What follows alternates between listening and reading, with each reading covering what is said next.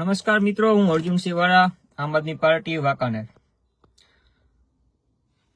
અત્યારે ઓચિંતાનું લાઈવ થવાનું કારણ માત્ર એટલું જ હતું કે વાંકાનેર વિધાનસભા કે જે આ વિધાનસભામાં 80 થી 90,000 મત કોળી સમાજના આવેલા છે અને આ કોળી સમાજના લોકોએ તન મન ધનથી અને વર્ષોથી ખોબલે ને ખોબલે ભારતીય જનતા પાર્ટીને સાથ સહકાર આપ્યો છે. છતાં આજે ભાજપના રાજકીય આગેવાનો પોતાની મેલી મુરાદો લઈને કોળી સમાજને જે દબાવવાની, જે ડરાવવાની રાજનીતિ કરી રહ્યા છે, એનાથી હવે કોળી સમાજે જાગવાની જરૂર છે. આ ભારતીય જનતા પાર્ટીના આગેવાનો માત્ર પોતાના રાજકીય રોટલા શેકવા માટે ધર્મને પણ વેચી નાખે એવા છે અને જો આપણે વહેલા જાગશું તો સવાર પણ વહેલું થશે. જાગ્યા ત્યાંથી સવાર કહેવત છે ને.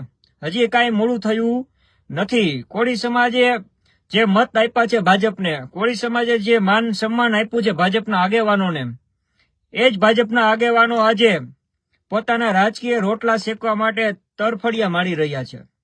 તમે વિચાર કરો, કોળી સમાજનો શું વાંક? તમે મત આજે ભાજપને આપ્યા એ તમારો ગુનો, કે તમે આજે જાગ્યા અને ભાજપને છોડી અને હવે નવો રસ્તો અપનાવ્યો એ તમારો ગુનો?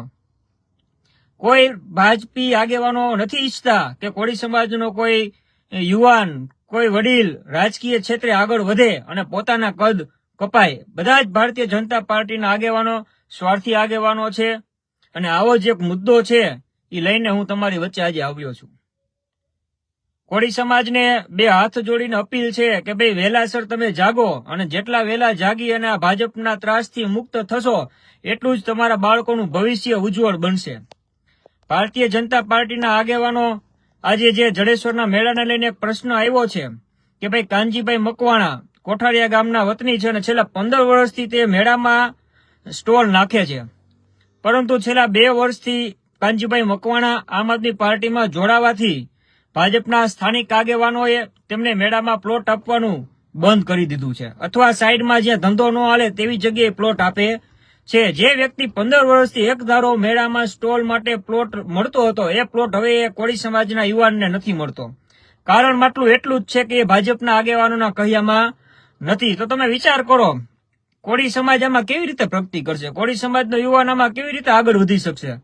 કોળી સમાજને શું ખાલી મત આપવાનો, ડરાવી ધમકાવીને કંટ્રોલમાં રાખવાનો જ ભાજપના આગેવાનોને પોતાનો હક અને અધિકાર માની લીધું છે? શું કોળી સમાજને સ્વતંત્ર જીવવાનો હક નથી વાંકાનેર વિધાનસભામાં? શું કોળી સમાજના આગેવાનો આ બાબતે કઈ ચર્ચા વિચારણા કરશે કે ભાજપના જે આ આગેવાનો છે, જે ખોટા આગેવાનો છે, એને શું સવાલ જવાબ પ્રશ્ન કઈ પૂછી શકશે કોળી સમાજના આગેવાનો? વર્ષોથી તમે ભાજપનો નાડું જાલીને હાલો છો તો એ જ ભાજપના આગેવાનો જયારે તમારા કોળી સમાજના યુવાનો ઉપર અત્યાચાર કરતા હોય તો ત્યારે તમારે બધાને ક્યાં જવાબ દેવો છે ને તમારે કે ભાઈ અમારા સમાજના યુવાનોને અત્યાચાર બંધ કરો. આ જે 90,000 મત છે એ કોળી સમાજના જ મત છે, એના મતના આધારે જ આપણે વાંકાનેર વિધાનસભામાં આપણે રાજ કરી છીએ. પરંતુ આવું બોલવાવાળા કેટલા? આજે કાનજીભાઈનો ફોન આવ્યો મને કે ભાઈ જડેશ્વરના મેળામાં પ્લોટની કોઈ હરાજી નથી થઈ, મન ફાવે એ રીતે પ્લોટ આપવામાં આવે છે બધાને અને જગ્યા ખાલી હોવા છતાં મને પ્લોટ નથી આપતા. પ્લોટ ન આપવાનું કારણ એટલું જ છે કે કાનજીભાઈ છે હવે ભાજપના આગેવાનોના કહ્યામાં નથી. કોઈ વાંધો નહીં, તમે 1 વર્ષ, 2 વર્ષ, 5 વર્ષ પ્લોટ નહીં આપો તો એમાં કઈ કાનજીભાઈ દુબળા પડી જવાના નથી. પરંતુ કાનજીભાઈ છે કોઈથી ડરવાવાળા વ્યક્તિ નથી. કાનજીભાઈ છે એ પણ લડાયક વ્યક્તિ છે. ગામમાં કોઈથી બીવે કે દબાઈ જાય એવી વાત ક્યારેય એનામાં આવે નહીં.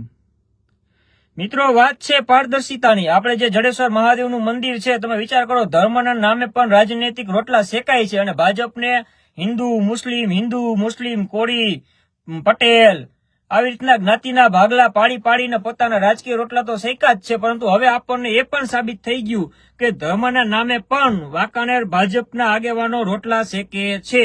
અને જો હિન્દુઓની જ વાત આવતી હતી તો આ કોળી સમાજનો યુવાન છે એ હિન્દુ જ છે, અને ધર્મની વાત આવતી હતી તો આ જડેશ્વર મહાદેવના સાનિધ્યમાં થતો મેળો છે. આ કોઈનો પ્રાઇવેટ મેળો નથી. જો મહાદેવના સાનિધ્યમાં જે મેળો થતો હોય ને એમાંય જો ભાજપના આગેવાનો રાજકીય રોટલા શેકતા હોય તો એ કેટલું યોગ્ય?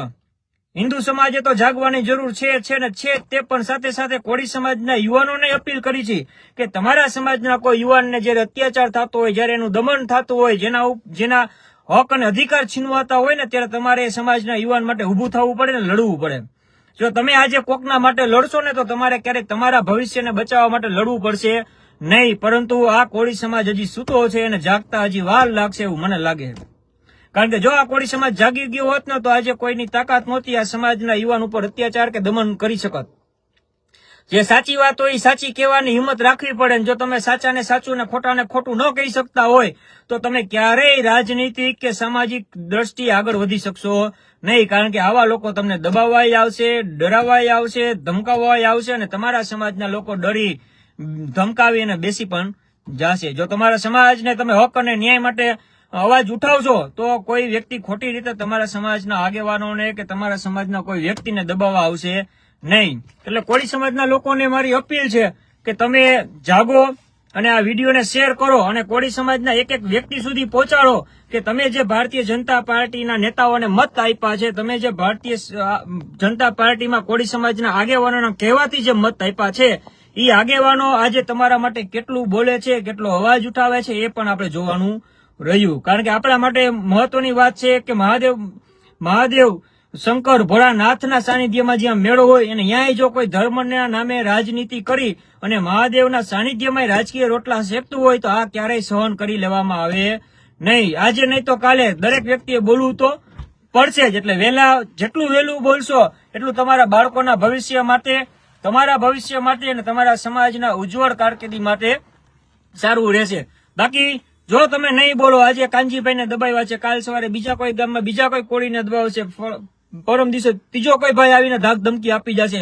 જો તમારે આવી ધાક ધમકી કાયમની માટે સહન કરવી હોય તો આજે તમે સુતાડ્યો, અમને કોઈ વાંધો નથી. પણ જો તમારે ખરેખર સમાજ પ્રેમ હોય તમારી અંદર, ખરેખર કોળી સમાજના યુવાનોની પ્રગતિ તમારે જોવી હોય તો આજે કાનજીભાઈ મકવાણા જેવા યુવાનોને સપોર્ટ કરો, એમનો અવાજ બનો, એમના હક અને અધિકાર માટે તમે પણ બોલો. જય હિન્દ.